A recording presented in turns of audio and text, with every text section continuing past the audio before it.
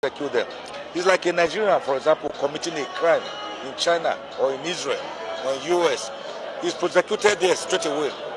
It's only when you want, for example, the person to be repatriated. Maybe if an American commits an offense here, he still wants that person repatriated back to America. Then you have to go through the whole gamut of extradition laws.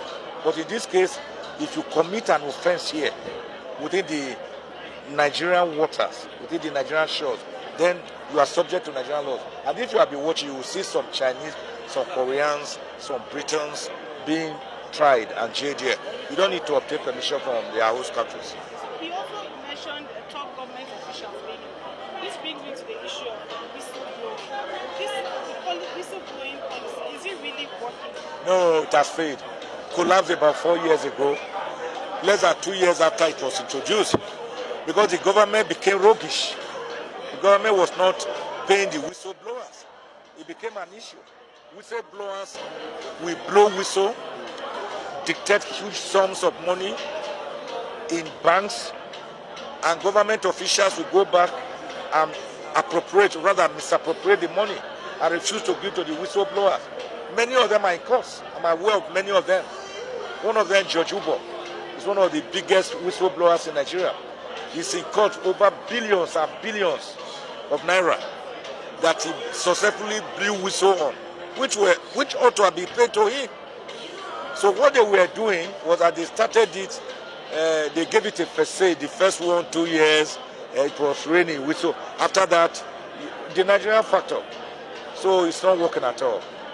In fact, many of the whistleblowers became subjects of inquisition. They were hunting them down. They became victims of a tyrannical system. The entire outing, which we have seen today from the naval perspective, is a government at war with itself. It's called a schism, an internal implosion. That is what we are seeing. So we are seeing a situation where non-state actors become even more powerful than the state itself. These people stealing the oil, they are government officials in collaboration with the Navy. So the Navy can never extricate itself. And that's what I was telling the Rear Admiral. If you are put in charge of a facility to guard it, you are the security man, and robbers come there, who will be the first person to ask? It's the security man. So you can't blame Nigerians for asking why. Why would there be oil theft?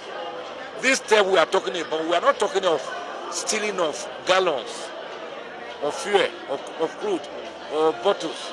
We are talking of vessels, large vessels, ocean-going vessels, barges, being loaded with rigs, through rigs, in the open.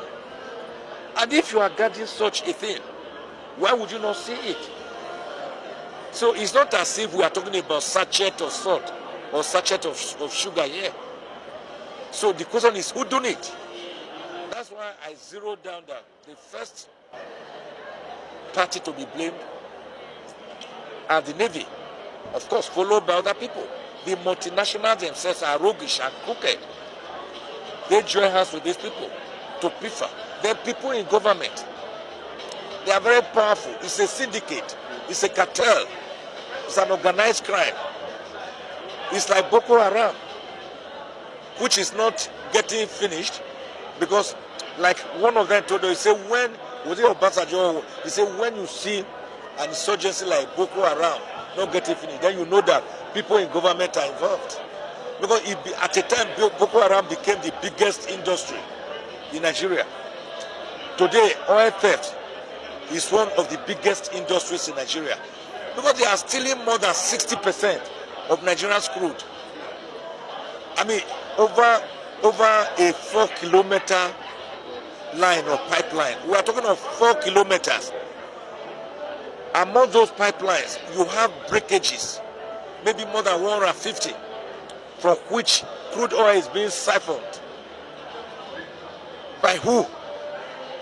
Who is aiding it? Why are they not seeing them? Until this Tantila company came I don't care how much you pay them. But the question is, are they not doing the job?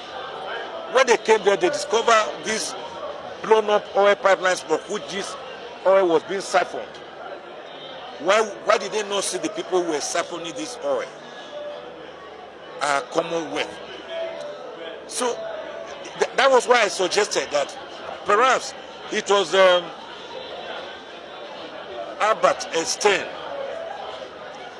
the great philosopher and scientist, who gave birth to the law of relativity. The law of relativity led